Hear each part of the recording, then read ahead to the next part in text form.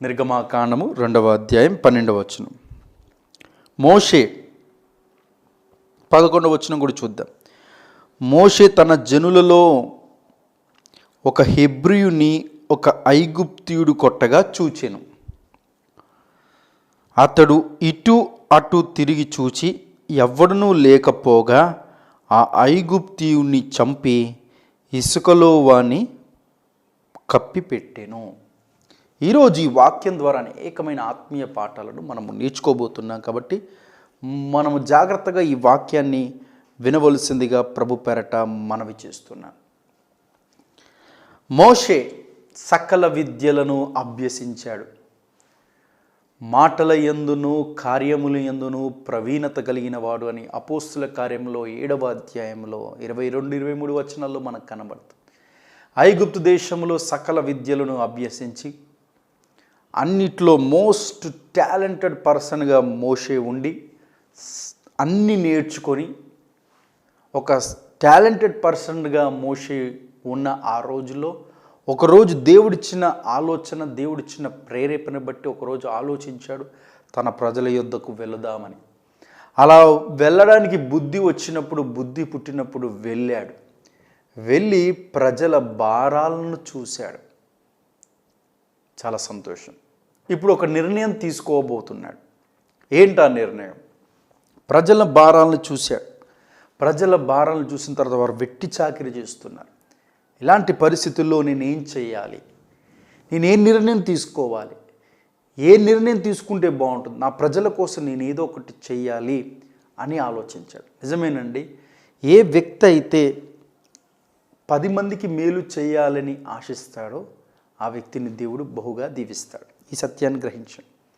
ఏ వ్యక్తి అయితే 10 మందికి మేలు చేయాలని ప్రయాసపడతాడో ఆ వ్యక్తిని దేవుడు బహుగా దీవించి వర్ధిల్లింపజేసి ఆశీర్వదించి ఆ వ్యక్తి పట్ల అనేక మందికి అభిమానం పెట్టేటట్లుగా దేవుడు చేస్తాడు.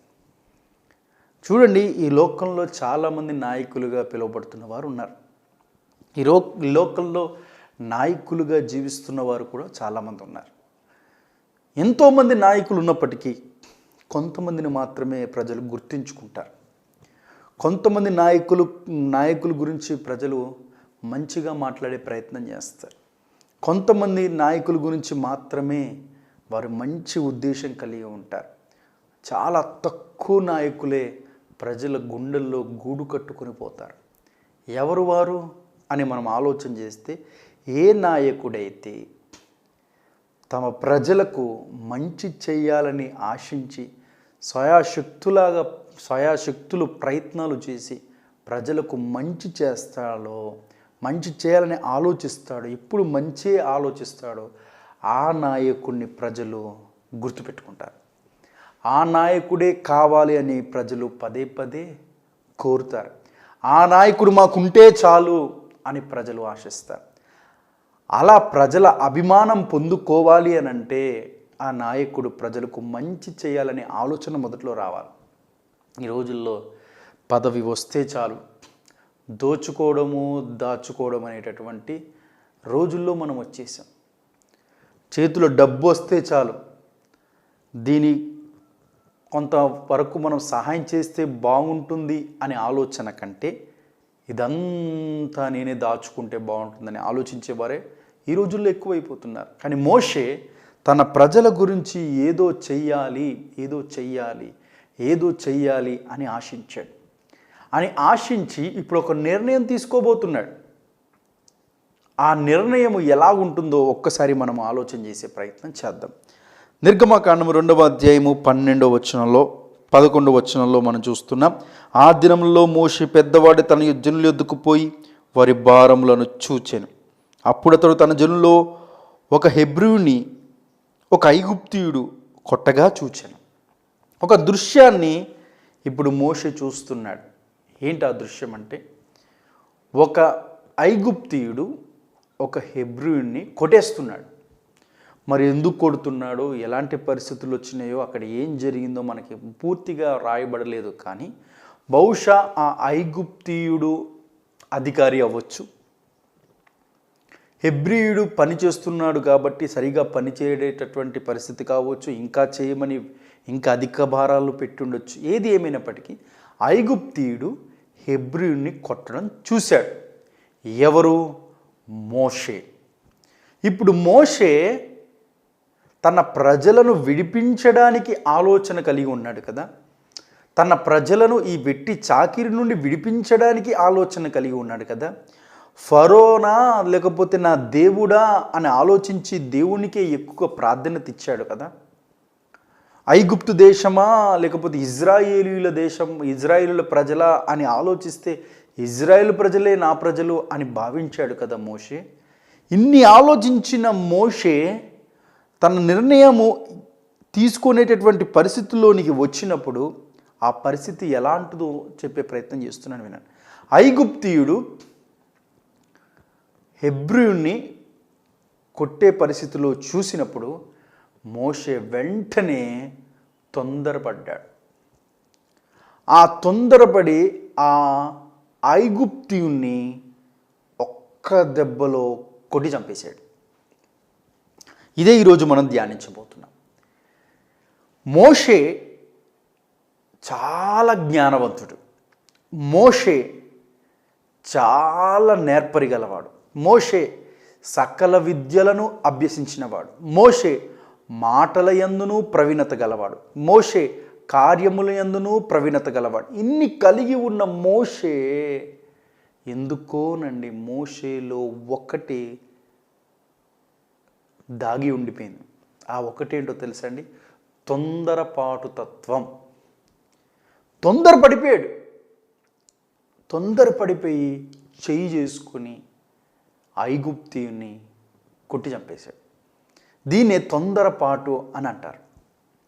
లేదండి ఈరోజు మనలో చాలామంది నిర్ణయాలు తీసుకుంటున్నారు. ఎలాంటి నిర్ణయాలు తీసుకుంటున్నారు? తొందరపాటు నిర్ణయాలు తీసుకుంటున్నారు. అలా తొందరపాటు నిర్ణయాల వలన లాభమా నష్టమా చెప్పండి ఒకసారి. లాభమా నష్టమా? ఎక్కువగా ఆలోచిస్తే నష్టపోతున్నారు చాలామంది. ఇక్కడ మోషే కూడా తర్వాత ఎంత నష్టపోయాడు, ఎంత కష్టాల పాలయ్యాడు. తన జీవితం ఆ తొందరపాటు నిర్ణయం వల్ల ఎలా తన జీవితం మారిపోయిందో, తన జీవితం ఎలాంటి దిగజారిపోయిన పరిస్థితిలోనికి వెళ్ళిపోయిందో తర్వాత సందేశాల్లో పూర్తిగా వివరంగా మీకు వివరించే ప్రయత్నం చేస్తున్నాం. మెట్టుకు ఈ సమయంలో ఈరోజు మనము మోషే తొందరపాటును గురించి మనం నేర్చుకోబోతున్నాం. ఎందుకు తీసుకున్నాడు మోషే తొందరపాటు నిర్ణయం? ఎందుకు తీసుకోవాల్సి వచ్చింది? ఆలోచించలేని పరిస్థితి. మోషే తొందరపాటు నిర్ణయం ఒకటి తీసేసుకొని కొట్టి చంపేశాడు. అలా తొందరపాటు నిర్ణయంలో దేవుని అడిగే ప్రయత్నం చేశాడా? లేదండి.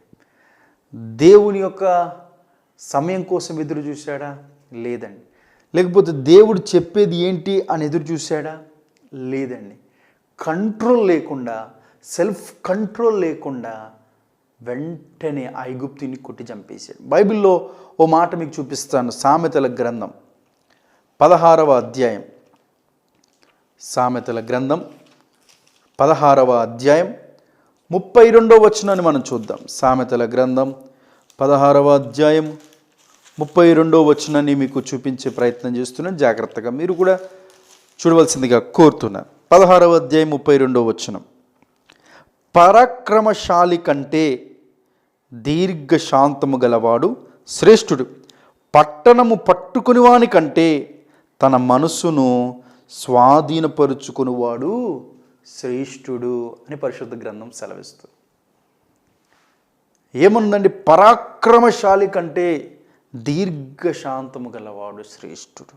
పట్టణము పట్టుకునివాడి కంటే మనసును స్వాధీనపరుచుకున్నవాడే శ్రేష్ఠుడు. అనగా సెల్ఫ్ కంట్రోల్ అనేది ఉండాలండి. ఈ రోజులలో ఈ సెల్ఫ్ కంట్రోల్ లేక విడిగా జీవించేవారు ఎక్కువగా ఉన్నారు. తొందరపాటు నిర్ణయాలు తీసుకునేవారు ఎక్కువ ఉన్నారు. మోషే సకల విద్యలు అభ్యసించి ఐగుప్తు దేశంలో ఉన్న సకల జ్ఞానాన్ని సంపాదించి మాటల యందును కార్యముల యందును ప్రవీణత పొంది అనగా మోస్ట్ టాలెంటెడ్ పర్సన్ అయినప్పటికీ సెల్ఫ్ కంట్రోల్ లేదండి. లేదా ఈ రోజులలో చాలామందికి ఇలాంటి సెల్ఫ్ కంట్రోల్ లేక తొందరపడి నిర్ణయాలు తీసేసుకుంటున్నారు. నష్టాలు పాలవుతున్నారు, కష్టాలు పాలవుతున్నారు. తొందరపడి మనం ఏ నిర్ణయం కూడా తీసుకోకూడదండి. ఈ విషయాన్ని గుర్తించండి. తొందరపడి ఏ నిర్ణయం తీసుకోకూడదు. ఎలాంటి పరిస్థితి వచ్చినా, ఎలాంటి ఇబ్బంది పరిస్థితి వచ్చినా, ఎలాంటి భయంకరమైన పరిస్థితి వచ్చినా తొందరపడి నిర్ణయాలు తీసుకోకూడదు. ఈరోజు తొందరపడి నిర్ణయాలు తీసుకునేవారు ఎక్కువగా. చేతిలో ఫోన్ ఉంది కదా అని, బ్యాంకులో బ్యాలెన్స్ ఉంది కదా అని, ఇంట్లో బంగారం ఉంది కదా అని చెప్పేసి ఏదైనా వస్తే వెంటనే దీన్ని ఖర్చు పెట్టే ప్రయత్నం చేస్తున్నారు. తర్వాత అవసరత వచ్చినప్పుడు ఏమీ లేక ఏడుస్తున్న వారిలో చాలామంది ఉన్నారండి.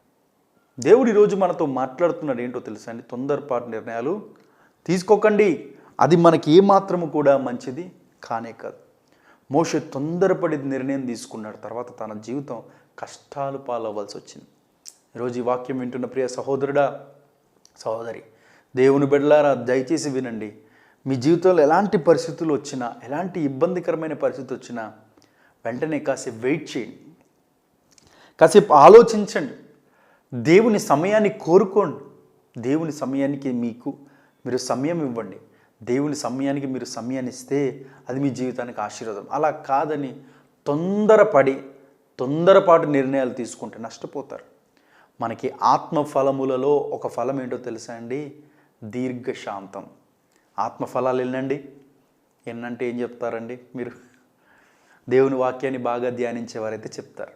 ఆత్మఫలాలు 9: ప్రేమ, సంతోషం, సమాధానం, దీర్ఘశాంతం, దయాళత్వం, మంచితనం, విశ్వాసం, సాత్వికం, చివరిదిగా ఆశా నిగ్రహం. ఇది 9 ఆత్మఫలాలు. ఆత్మీయులైన మనము ఆత్మఫలాలు ఫలించాలి. ఏమండి? మామిడికాయ చెట్టును చూడండి. మామిడికాయ చెట్టు ఏం ఫలిస్తాయి? మామిడికాయలే ఫలిస్తాయి. సపోటా చెట్టును తీసుకోండి. సపోటా చెట్టు ఏ కాయలు ఫలిస్తాయి? సపోటా కాయలే ఫలిస్తాయి. ద్రాక్ష చెట్టును తీసుకోనండి. ద్రాక్ష గెలలు ఏ కాయలు ఇస్తాయి? ద్రాక్ష పండ్లనే ఇస్తాయి. మీరు ఏ ఫలాలను తీసుకోనండి, యాపిల్ పండు కావచ్చు, ఏ ఫలాలను తీసుకోండి, ఆయా చెట్లు ఆయా ఫలాలే ఫలిస్తాయి. కానీ దురదృష్టశాతం ఆత్మీయులైన వారు ఆత్మఫలాలు ఫలించట్లేదు.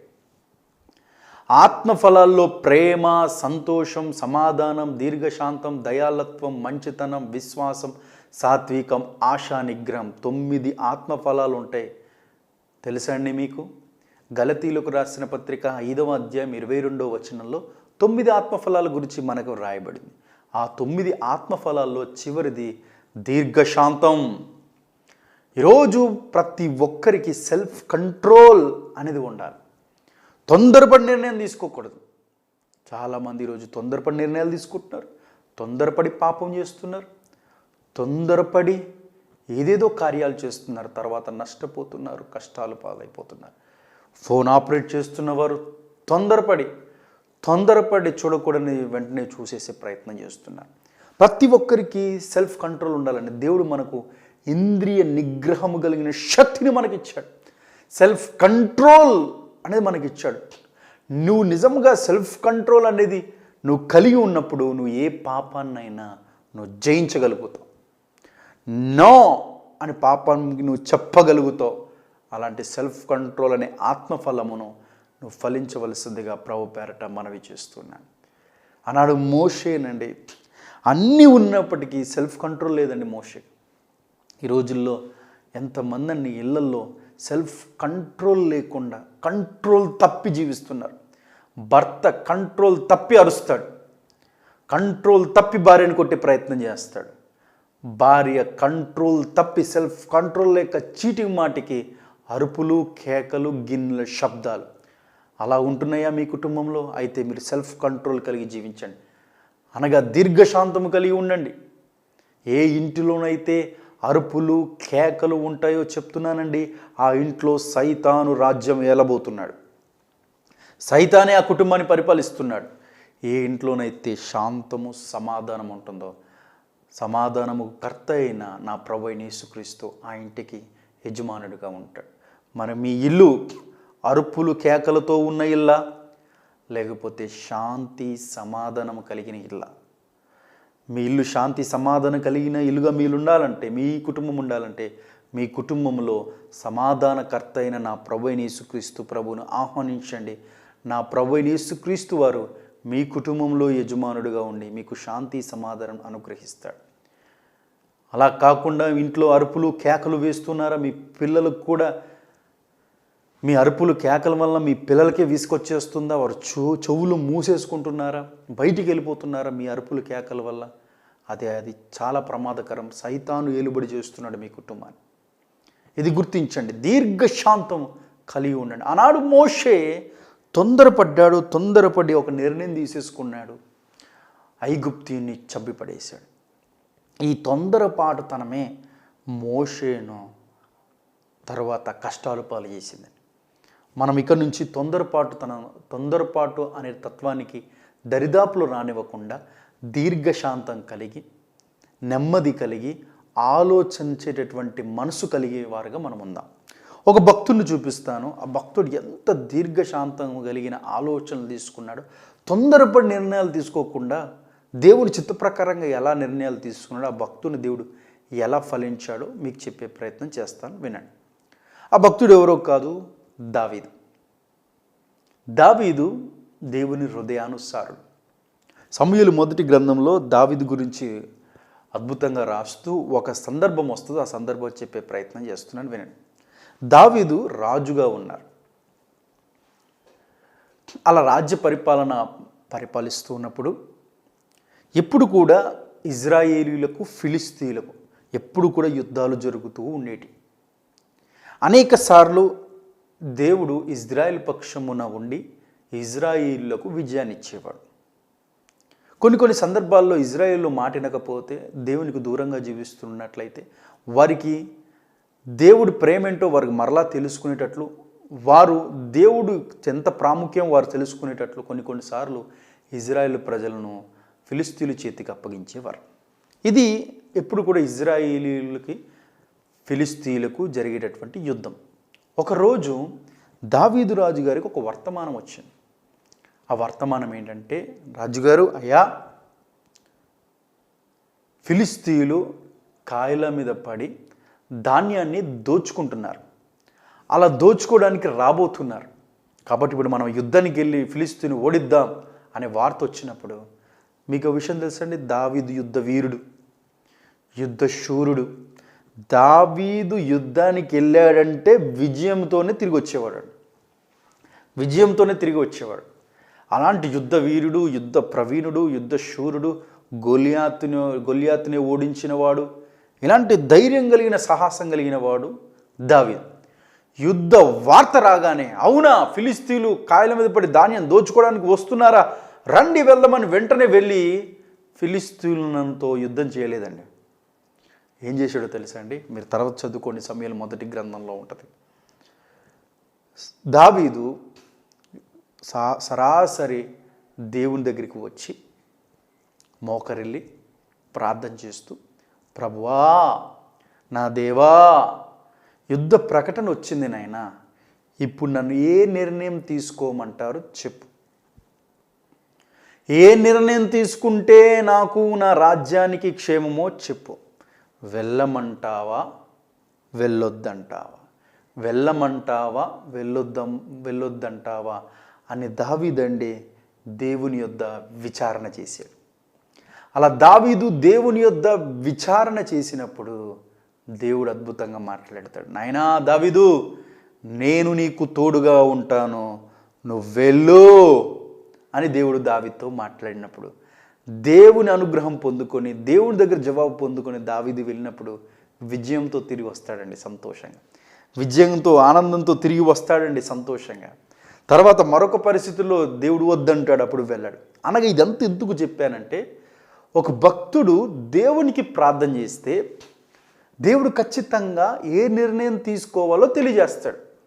ఒకవేళ మీకు డౌట్ ఉంటే కీర్తనల గ్రంథంలో ఒక మాట మీకు చూపిస్తున్నాను, జాగ్రత్తగా వినండి. కీర్తనల గ్రంథం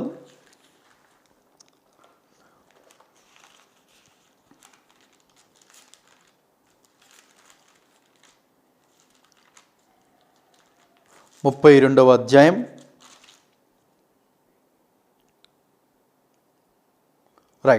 32వ అధ్యాయం 8వ వచనం ఒకసారి మీకు చూపిస్తున్నాను, జాగ్రత్తగా వినండి. నీకు ఉపదేశము చేసేదను, నీవు నడవలసిన మార్గమును నీకు బోధించదను, నీ మీద దృష్టి ఉంచి నీకు ఆలోచన చెప్పెదను. దేవునికి స్తోత్రం కలుగును కాదు. దేవుడు ఏమంటున్నాడంటే, తొందరపాటు నిర్ణయాలు తీసుకోకండి. మీరు తొందరపాటు నిర్ణయాలు తీసుకునే ముందు ప్రార్థన చేయండి.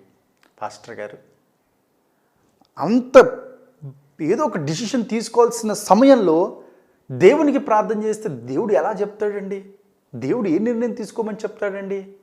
అది ఎలా సాధ్యమవుతుందండి అని బహుశా మీకు ప్రశ్న ఉండిండొచ్చు.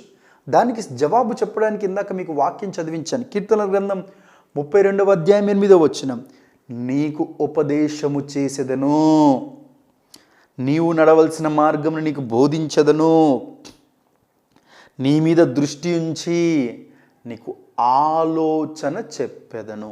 అర్థమైందండి ఈ వాక్యం? మన వాక్యాన్ని చక్కగా విభజించి ప్రశాంతంగా చక్కగా చదివితే దేవుడు ఆ వాక్యం ద్వారానే అద్భుతంగా మనకు బోధిస్తాడండి. నీకు ఆలోచన చెప్తాను, నువ్వే ఆలోచన తీసుకోవాలి, ఏ నిర్ణయం తీసుకోవాలో, ఏ నిర్ణయం తీసుకుంటే నీకు క్షేమమో, ఏ నిర్ణయం తీసుకుంటే నీకు, నీ కుటుంబానికి, నీ వ్యక్తిత్వ ఆధ్యాత్మిక జీవితానికి అది ఆశీర్వాదకరమో నేను నీకు ఆలోచన చెప్తా. నేను నీకు ఉపదేశం చేస్తాను, నువ్వు నడవలసిన మార్గం నేను బోధిస్తాను, ఉపదేశం చేస్తాను అంటున్నాడు, ఆలోచన చెప్తాను అంటున్నాడు, బోధిస్తాను అంటున్నాడండి మన దేవుడు. ఎంత గొప్ప దేవుడు ఉన్నాడండి మన దేవుడు. కాబట్టి ఏ విషయంలో కూడా మీరు తొందరపాటు నిర్ణయాలు తీసుకోకండి. తొందరపాటు నిర్ణయాలు అవి కష్టాలకు దారితీస్తుంది. ఈ రోజుల్లో చాలామంది తొందరపాటు నిర్ణయాలు తీసుకుంటున్నారు. చదువులో తొందరపాటు నిర్ణయాలు, ఉద్యోగంలో తొందరపాటు నిర్ణయాలే. 4, 5, 10 వచ్చేసినాయి, లేకపోతే 4, 5 వచ్చినాయి ఉద్యోగంలో, ఏ ఉద్యోగం వెళ్ళాలి, ఏది ఎక్కువ శాలరీతో ఆ ఉద్యోగంకి వెళ్ళిపోదాం అని తొందరపాటు నిర్ణయం తీసుకుంటున్నారు. ఆగండి. ఒక నిర్ణయం తీసుకునేటప్పుడు దావీదు వలె దేవుని యొద్ద విచారణ చేసేటటువంటి అనుభవం కలిగి ఉండండి. అలా దేవుని యొద్ద విచారణ చేస్తే దేవుడు మంచి ఆలోచన ఇస్తాడు, క్షేమకరమైన ఆలోచన ఇస్తాడు. మరికొంతమంది వివాహంలో అస్సలు ఆలోచించట్లేదండి. వివాహంలో కూడా తొందరపాటు నిర్ణయాలు. కలర్ చూస్తున్నారు, క్యాస్ట్ని చూస్తున్నారు, క్యాష్ని చూస్తున్నారు, బ్యాక్గ్రౌండ్ చూస్తున్నారు, కానీ చూడవలసిన క్యారెక్టర్ చూడట్లేదు, ఆత్మీయత చూడట్లేదు. ఏదో సంబంధం వచ్చింది చేసేద్దాం, ఏదో సంబంధం వచ్చింది పెళ్లి చేసేద్దాం అని చెప్పేసి తల్లిదండ్రులు కావచ్చు, బిడలు కావచ్చు, తొందరపాటు నిర్ణయాల్లో వారు కుటుంబ జీవితంలోనికి అడుగు పెడుతూ పట్టుమని 3 సంవత్సరాలు 2 సంవత్సరాలు కూడా కాపురాలు చేయలేకపోతున్నారండి. ఈ రోజులలో కుటుంబాలు విడిపోతున్నాయి, కుటుంబాలు కూలిపోతున్నాయి, కుటుంబంలో శాంతి సమాధానం ఉండట్లేదు. మేము తీసుకుంది కరెక్ట్ డిసిషనేనా అని అప్పుడు ఆలోచిస్తున్నారు అండి. చేతులు కాలిన తర్వాత ఆకులు పట్టుకుంటే ఏం లాభం అండి? మీ అందరికీ తెలుసు కదా ఈ సామెత. కాబట్టి మనము వివాహంలో మాత్రం ప్రాముఖ్యంగా తొందరపాటు నిర్ణయం తీసుకోకండి. ఎక్కువగా ప్రార్థించండి. ప్రార్థన చేస్తేనండి, ఇందాక నేను చదివించాను కదా 32వ కీర్తన 8వ అధ్యాయం, ప్రార్థిస్తే మన దేవుడు మనకు బోధిస్తాడండి, ప్రార్థిస్తే మన దేవుడు మనల్ని నడిపిస్తాడండి, ప్రార్థిస్తే దేవుడు మనకు ఆలోచన చెప్తాడండి. ఖచ్చితంగా మనకు క్షేమం ఏదో, మనకు ఆశీర్వాదం ఏదో అదే దేవుడు మన యొద్దకు నడిపిస్తాడు. మన దేవుడు బోధించి నడిపించి ఆలోచన చెప్పేటటువంటి గొప్ప దేవుడు.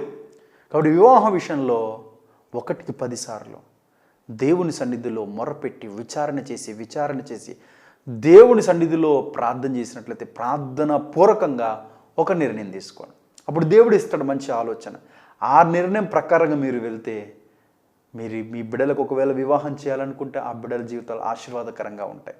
ఒకవేళ యవనస్తులుగా ఉన్న మీరు వివాహం చేసుకోవాలని మీరు ఆశ కలిగినట్లయితే దేవుని చిత్త ప్రకారంగా ప్రార్థన పూర్వకంగా నిర్ణయాలు తీసుకుంటే, తొందరపాటు నిర్ణయం కాకుండా దేవుని చిత్త ప్రకారంగా నిర్ణయం తీసుకుంటే తర్వాత మీ కుటుంబం, మీ జీవితము ఆశీర్వాదకరంగా ఉంటుంది. ఆనాడు మోషే ఏమీ ఆలోచించలేదండి, వెంటనే తొందరపడిపోయాడు. తొందరపడి ఒక నిర్ణయం తీసేసుకున్నాడు.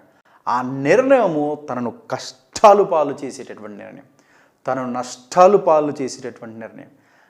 ఎలాగా మోషే తొందరపడిన తర్వాత జరిగిన సంఘటన ఏంటి, జరిగిన విధానం ఏంటి, ఇదంతా కూడా రేపటి వర్తమానంలో మీకు బహువివరంగా చెప్పే ప్రయత్నం చేస్తున్నాను. కాబట్టి ఈరోజు ఈరోజు విన్న వాక్యం యొక్క సారాంశం, తొందరపడకండి, దీర్ఘశాంతం వహించండి, దేవుని చిత్తానికి చోటివ్వండి, దేవుని యొద్ద విచారణ చేయండి, ప్రార్థించండి. దేవుడు మంచి ఆలోచన ఇచ్చి మీకు బోధించి మిమ్మల్ని నడిపిస్తాడు. తద్వారా మీ జీవితాలు ఆశీర్వాదకరంగా ఉంటాయి. తొందరపడకుండా దేవుని చిత్త ప్రకారంగా నిర్ణయాలు తీసుకోవాల్సిందిగా ప్రభు పేరట మనవి చేస్తున్నాను. రండి ప్రార్థన చేద్దాం. ప్రేమ నమ్మకము కలిగిన మా ప్రియ పరలోకపు తండ్రి, మీకు స్తోత్రాలు. మోషే తన ప్రజల కోసం ఏదో చెయ్యాలి అని ఆశించాడు నాయన, మంచిదే. ఆశ కలిగి ఉండడం మంచిదే. కానీ తీసుకునేటటువంటి నిర్ణయం మాత్రం తొందరపడి తీసుకున్నాడు. అయా, తొందరపాటు మోషేని ఎంత కష్టాలలోనికి తీసుకొని వచ్చిందో ఇవన్నీ కూడా ప్రభువా మీరు మాకు బోధించబోతున్నందుకు స్తోత్రం. ఈరోజు విన్న వాక్యము నాయన ప్రజల హృదయాల్లో నాటబడి ఫలించుటకు సహాయం చేయండి. ఎవరే కష్టాల్లో ఉన్నారో వారందరి కోసం ఒక దైవజనుడిగా నేను ప్రార్థిస్తున్నాను. నువ్వు కష్టాలను తొలగించగలిగిన దేవుడవు, వాటిని మేలుకలంగా మార్చేటటువంటి దేవుడవు. కాబట్టి ఈ టీవీ వీక్షిస్తున్న వారందరి కష్టాలను తొలగించి, ఆర్థిక సమస్యలను తొలగించి, అప్పులను తీసివేసి, అనారోగ్యాన్ని తొలగించి, స్వస్థపరిచి, భారాలను తీసివేసి నాయన విశ్రాంతి, శాంతి, సమాధానము సమృద్ధిగా వీరికి అనుగ్రహించాను. ఎవరైతే కోర్టు కేసులతో బాధపడుతున్నారో నాయన వారికి విడుదల దయచండి. మాంత్రిక శక్తుల చేత, దయ్యపు శక్తుల చేత నాయన బంధించబడి పీడించబడుతున్నారో వారికి విడుదల దయచేయమని ప్రార్థిస్తున్నాం. ఎవరే జవాబు కోసమైతే అనేక రోజులుగా, సంవత్సరాలుగా ఎదురు చూస్తున్నారు, వారికి మీరు జవాబులు ఇవ్వండి.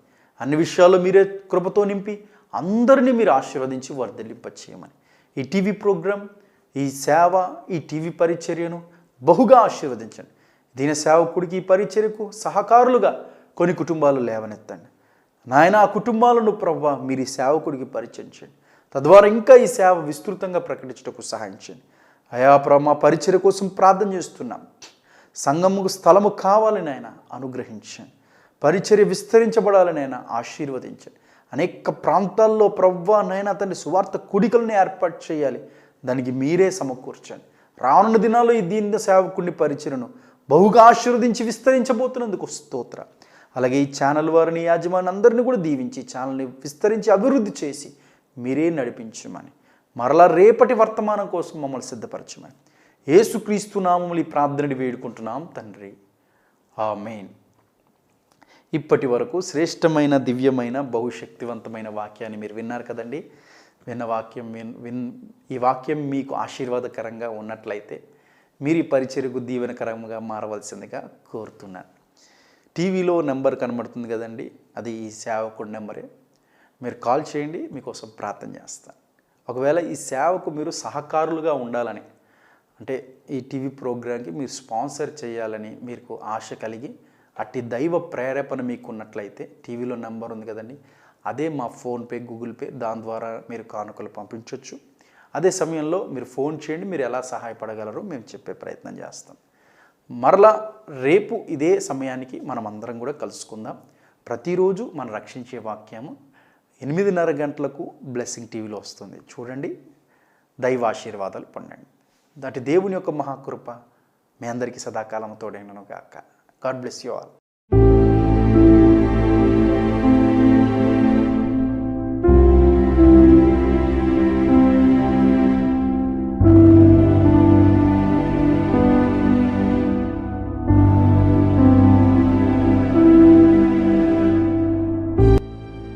మా address pastor N John Kennedy, Bhimavaram, పశ్చిమ గోదావరి జిల్లా, ఆంధ్రప్రదేశ్. Cell number 7702292060.